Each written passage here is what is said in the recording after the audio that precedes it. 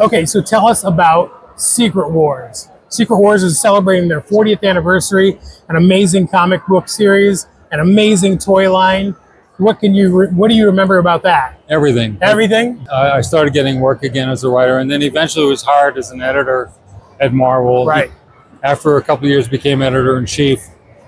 And I was just trying to, the industry was dying. Yeah. And we were trying to save it. Yeah. And we did. I got some really great people to work for me. Archie Goodwin, Louise Simonson, Larry Hama. I mean, that's like Murderer's Row. Right, yeah, for sure. And so we started doing really well. And then when Mattel wanted to do a toy line, mostly because Kenner was doing superheroes. Superpowers. Yeah. They were doing the DC characters. Yep. Those toy companies all spy on each other. And so they came to Marvel, and I talked them into, doing a license with us. And I knew it had, part of the deal was they didn't care about the story. They didn't care about the comic book at all. Right. They didn't ask us to show them anything. I wouldn't have anyway. And also, we didn't get a whole lot of say over the toy. Right.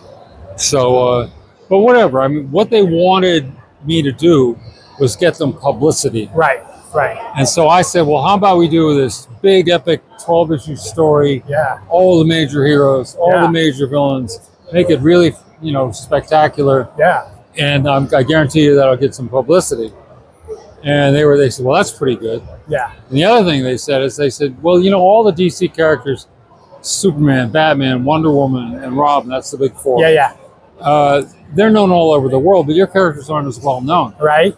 I said, well, in this market, in the direct market, comic shops, conventions, so forth, we outsell DC 5-1. Wow. I said, so believe me, those people buy a lot of toys, and in that market, everybody knows these characters. Yeah. Speaking of direct market, you were obviously hugely instrumental in getting that going as well in the late 70s as well. Yeah, it was 1978 is where we really took off. Yeah.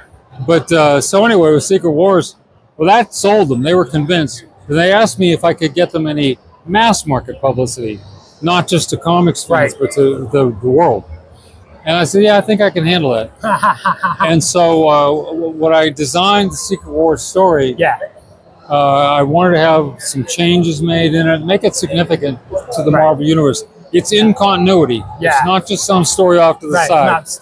It actually is in the Marvel canon. Actually, yeah, I think it might have been like the biggest collaboration at that time of superheroes and villains, right?